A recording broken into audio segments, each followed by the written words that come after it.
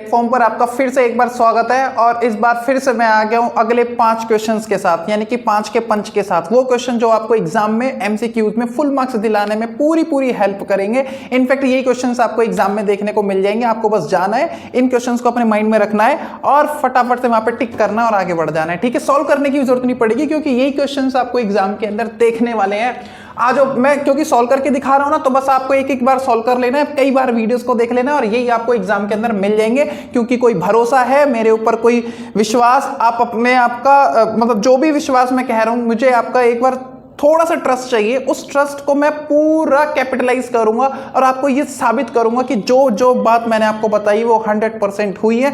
जो क्वेश्चंस मैंने यहाँ पे करवाए हैं वही क्वेश्चंस एग्जाम के अंदर आए हैं और आएंगे। ठीक है, क्योंकि ऐसा कभी नहीं हुआ जो मैंने कहा हो और वो सही साबित ना हुआ हो। आ जाओ, इसका सॉल्यूशन देख लेते हैं। क्या सवाल कह रहा है? Find the area of the circle whose circumference. Circumference दे रखी है भाई। सरकमफेरेंस किसकी? सर्कल की क्या होती है? 2 पाई r इज इक्वल टू कितनी दे रखी है? 44। ठीक है, पाई की वैल्यू सबको पता है कितनी होती है। पाई की वैल्यू मैंने यहाँ पर रख ली है 22/7। 11 2 जा 22, 11 4 जा 44 हो गया। ठीक है भाई, देखो 2 दूनी 4, ये पूरा कट गया, ये भी कट गया। इसका मतलब यहाँ 1 रह गया। आर की वैल्यू कितनी आएगी? 7 को ले जाएंगे सीधा 1 से मल्टीप्लाई कराएंगे तो आर की वैल्यू आ गई 7। ये छोटी सी बातें सबको समझ में आनी चाहिए, है ना। पूछा क्या है? एरिया पूछा है। तो एरिया क्या होता है सर्कल का? सर्कल का एरिया होता है पाई आर स्क्वायर। ठीक है भाई, पाई की वैल्यू कितनी होती है? 22/7।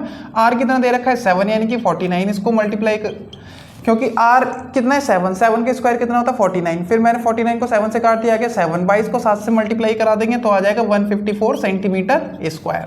ठीक है भाई, नेक्स्ट क्वेश्चन की तरफ चल रहे। कह रहे sine theta is equal to cos theta. Value of theta बतानी है। बहुत आसान सवाल है। आप ये भी देख सकते हो कि साइन थीटा और कॉस थीटा कब बराबर होते हैं? जब थीटा की वैल्यू 45 डिग्री होती है। ऐसे भी कर सकते हैं, बात खत्म हो जाएगी। अदरवाइज आप कॉस थीटा को चेंज कर लो, किसमें? आप इसको चेंज कर सकते हो, किसमें? इसे लिख सकते हो साइन 90 माइनस थीटा, जिससे कि इनके ट्रिग्नोमेट्रिक रेशियोज क्या हो जाए? बराबर। ऐसे में जब ये दोनों बराबर होंगे, साइन थीटा और साइन 90 माइनस थीटा, ये दोनों कब होंगे? जब इसका एंगल और इसका एंगल आपस में क्या हो जाएंगे? इक्वल। तो माइनस थीटा इधर आएगा उठ के, बन जाएगा 2 थीटा, ये रह गया 90। तो थीटा की वैल्यू कितनी आ गई? 90/2 डिवाइड कराओ, कितना आ गया? 45 डिग्री। अदरवाइज आपको टेबल याद होता तो सीधा आंसर मार्क कर लेते। नाउ नेक्स्ट क्वेश्चन में कह रहे हैं distance between the line. 2 line के बीच में डिस्टेंस निकालना है। तो डिस्टेंस फॉर्मूला तो हमने देखा था भाई, 2 पॉइंट्स के बीच में निकालते हैं। लाइन कहां से आ गई? तो हम दोनों पॉइंट निकाल लेते हैं। क्या क्या पॉइंट्स है? पहले इस इक्वेशन से हम एक पॉइंट निकालेंगे और दूसरी वाली इक्वेशन से हम दूसरा पॉइंट निकाल लेंगे। जब मैं इससे पॉइंट निकालूंगा तो बोलोगे 2x + 4 = 0। तो x की वैल्यू हो गई -4, 2 आ जाएगा नीचे, तो x की वैल्यू आ गई -2। इसका मतलब यहाँ पे y का कोई भी कोऑर्डिनेट नहीं है, तो y को क्या मान लेंगे? 0। तो पॉइंट कितना बन गया मेरा? यहाँ पर बन जाएगा -2,0 बन गया। बात आ गई समझ में। नेक्स्ट वाली इक्वेशन का हम नेक्स्ट क्या है? नेक्स्ट इक्वेशन है हमारे पास x - 5 = 0। तो यहाँ से भी कोऑर्डिनेट निकाल लेते हैं। x = आ गया 5, तो y = क्या आ गया? 0। तो यानी कि नेक्स्ट पॉइंट हमारे पास क्या आ गया? 5,0। इन दोनों के बीच में डिस्टेंस निकालना है। डिस्टेंस फॉर्मूला हर एक बच्चे को आसानी से आता है। ये रहा x1 y1, इसको बोल देते हैं x2 और y2। बस रखते हैं और सवाल को आंसर निकालते हैं फटाफट से। 5 और ये हो गया x2 - x1 यानी कि 5, और ये माइनस का 2 है तो प्लस का 2 हो जाएगा होल स्क्वायर। ये 0 में से 0 तो कुछ होता ही नहीं है, हटाओ इसे। 0 का स्क्वायर कितना हो गया? यहाँ पर 5 और 2 7, 7 का स्क्वायर कितना हो गया? 49, और 49 किसका होता है? 7 का। तो डिस्टेंस हमारा कितना हो गया? 7 यूनिट। बात खत्म कर दे, इधर आ जाओ। वॉल्यूम ऑफ 2 स्फीयर्स और उनकी रेशो दे रखी है स्फीयर्स की। तो वॉल्यूम ऑफ 2 स्फीयर्स कितना होता है? 4/3 पाई आर क्यूब ले लेता हूँ एक को, और रेशो क्योंकि दे रखी है तो उनको रेशो में ही लिख लेते हैं। ये भी हो गया, ये सेम है, कैंसिल हो गया। और इनकी रेशो कितनी दे रखी है? 64/125।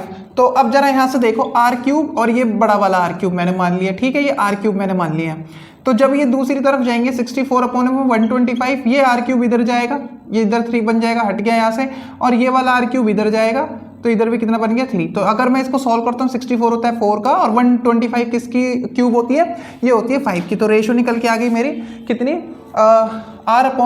ये रेशो आई, रेडियस की रेशो 4/5। लेकिन रेशो इसकी पूछी किसकी थी? इसने सरफेस एरियाज की रेशो पूछी थी। और सरफेस एरिया स्क्वायर का क्या होता है?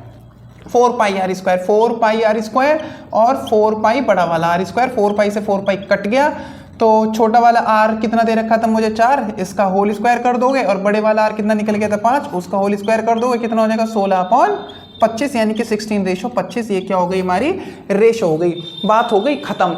नाउ पी विनिंग कितना दे रखा है, विनिंग प्रोबेबिलिटी इतनी दे रखी है, लूजिंग प्रोबेबिलिटी इतनी दे रखी है। किसी चीज के लूज और विन यानी कि किसी चीज के होने और ना होने की जो प्रोबेबिलिटी होती है हमेशा कितनी होती है, 1 होती है। यानी कि मैं ये कह सकता हूं x/12 प्लस 1/3 इसकी प्रोबेबिलिटी कितनी होगी, यहाँ पर 1 होगी। यानी कि दोनों के होने और ना होने की संभावना कितनी होती है, हमेशा 1 होती है। तो विनिंग और लूजिंग दोनों के होने की संभावना भी कितनी हो जाएगी, प्रोबेबिलिटी 1।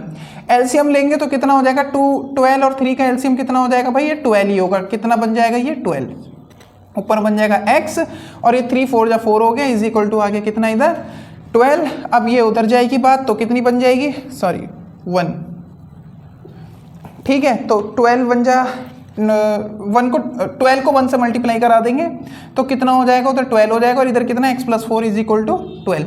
तो x की वैल्यू कितनी आएगी, 4 उधर जाएगा, 12 माइनस का 4 कितना आ गया, ये हो गया हमारा 8। तो x की वैल्यू कितनी आ गई हमारी, 8 आ गई। बात हो गई खत्म। यहाँ पे हमारा 5 का पंच एकदम लग गया है निशाने पर। फटाफट से आपको अब ये वीडियो को बार बार देखना है, एग्जाम तक रिपीट करना है और एग्जाम टाइम में जब ये क्वेश्चन आपको देखने को मिलेंगे ना तो आप बड़े खुश होंगे और मुझे जरूर याद करेंगे। और बस आने के बाद आपको ये बोलना है, सर हमने आपके ऊपर विश्वास किया था और आपने हमारा विश्वास जीत लिया है। तब तक के लिए टाटा बाय बाय, सी यू, मिलते हैं नेक्स्ट वीडियो में।